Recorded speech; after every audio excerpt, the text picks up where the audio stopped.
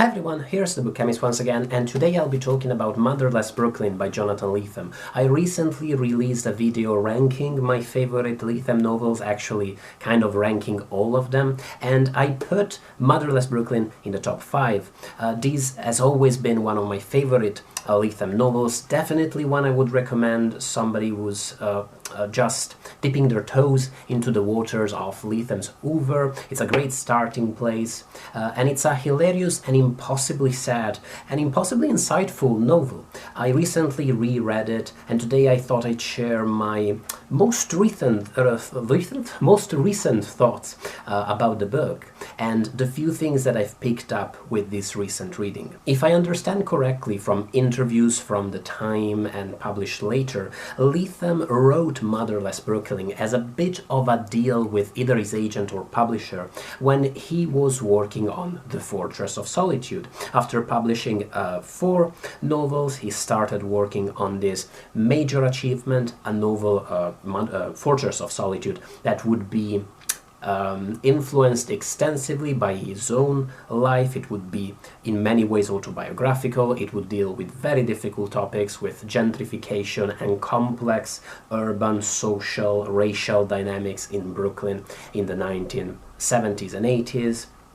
And while he was writing that book, he also wrote another novel to give to his publisher in the meanwhile, to give himself more time to work on Fortress of Solitude. And that novel ended up being Motherless Brooklyn, which was an incredible success and brought him great fame and is a minor masterpiece in his own terms. For all that they're both set in Brooklyn and that they are incredibly concerned with what makes Brooklyn Brooklyn, what makes it unique as a place, I had always found the 2 novels rather different. Fortress of Solitude is an incredibly miserable novel. I love it. It's a masterpiece, but it is, oh my god, is it depressing. Whereas I've always found a lot of humor, even in the saddest, most tragic passages of Motherless Brooklyn. But with my most recent reading, I realized that their concerns are not that different after all. Most notably, both books are concerned with a truly difficult and truly peculiar human relationships, and in particular power relationships and love or affectionate relationships of love and affection and sentiment and feeling. The greatest difficulty and tragedy for Lionel, the protagonist and narrator in Motherless Brooklyn, this man who suffers from Tourette's syndrome, who grew up an orphan and who works with a few childhood friends, other people who grew up with him in the same orphanage. They work for this seedy, suspicious detective agency. The great difficulty for him is that in this world of, well, crime or semi-crime, this world where dynamics of power and violence are always lingering just beneath the surface, where his friends are all tough guys, or at least they try to come across as tough guys. Their friendships and their bonds, it's never truly clear how deep they are, and because of his syndrome, because of his disease, because of Tourette's syndrome, it's never truly clear to him up to which point they see him as a freak of nature and up to which point they truly rely on him and trust him as a person. This paradox is never as clear as with Frank Minna, the man who owns this detective agency and who first pulled Lionel and his friends, his fellow orphans, away for the orphanage and gave them an education in, well, petty criminality, but also in how to deal with a really shitty hand that life had dealt them. And Minna is definitely a father figure for Lionel. How genuinely does he love Lionel, and how much is he exploiting him instead, will be up for every reader, for each reader to decide. But I think we can all agree that there is a great element of sadness in how even Minna, who clearly loves Lionel so much, can never truly forget his syndrome, can never truly see past it, and always makes it a quintessential part of what Lionel is. It's the same sort of dynamics that you see a lot in Fortress of Solitude, really. These dynamics and relationships where love, but also always a certain kind of macho distrust, and definitely a lot of bullying, are always intertwined with one another, and one side, one strand in this twine might emerge at a given point, but it's almost as if characters are never allowed to relax within their own affection for one another and always have to be on guard. Just as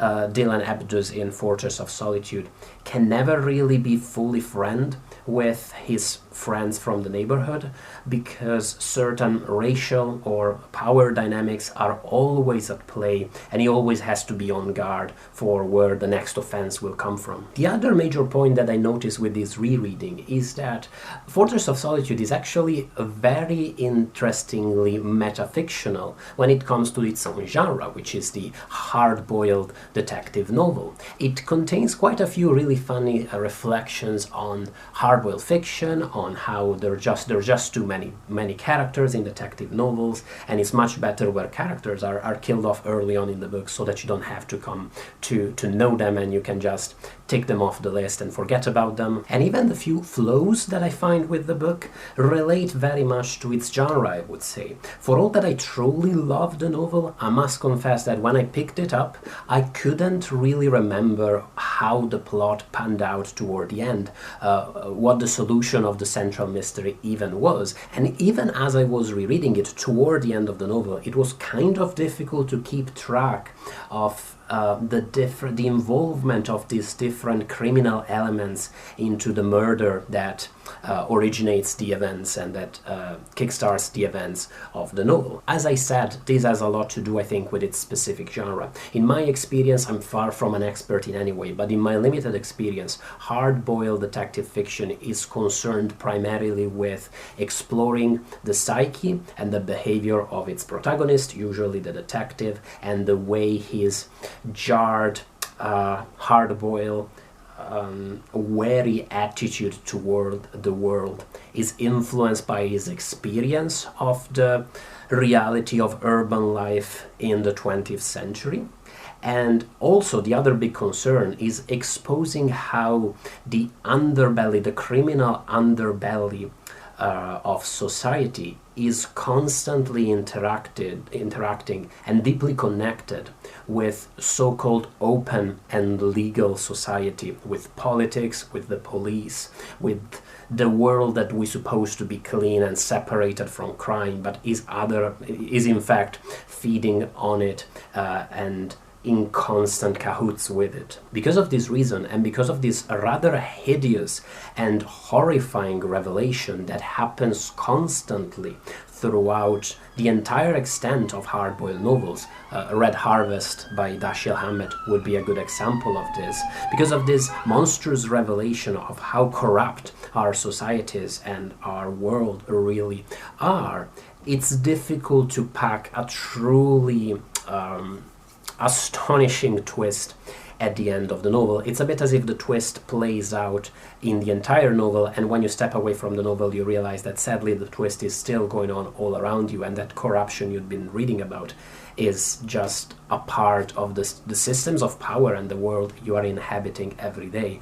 The Big Sleep, I remember, is the one hard-boiled novel where I remember the final twist quite shocked me, but in general that's quite not really what hard-boiled novels are strong with. The only comparison I can offer is more canonical detective fiction and crime fiction. If I think of Agatha Christie, an author I really loved when I was a teenager, I was in my early 20s, her plots tend to be truly memorable and truly astonishing and shocking, but her protagonist, Miss Maple, Poirot, for all that they are convincing and engaging, they tend to be a bit archetypal. They tend to be the archetypal detective, either professional one or old lady with deductive powers, but they maybe lack the convolution of thought and the convincing humanity that you find in many hard-boiled protagonists.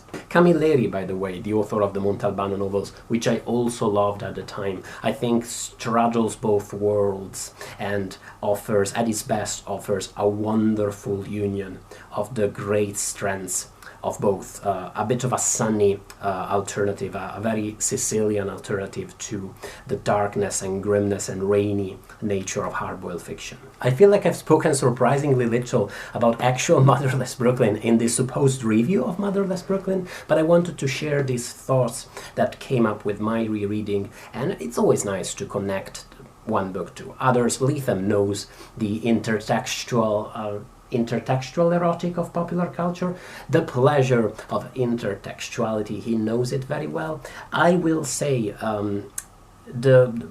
obviously the triumph of Motherless Brooklyn, the thing that elevates this from a truly fun, truly sad, truly engaging novel into something more, into something I would recommend to every reader, is how well Lethem exposes the obsessiveness of Lionel's mind, the way his Tourette's syndrome and his OCD tendencies come to shape his every interaction with the world, with language, with his own thoughts. And I feel like everybody who has any kind of obsessive tendency, whether you're a bit OCD, whether you do have Tourette's syndrome, whether you just find yourself sometimes obsessing over the same thoughts and unable to stop, everybody who harbors these tendencies, which I think at the end of the day is all of us to a certain extent, will find great solace and great communion with Lionel and with his psyche. And he is one of those literary protagonists you truly wish could be one of your friends. You truly wish you could reach out to and express your feeling of connection, of saying, I know, Lionel, I see you, and I wish I could help you.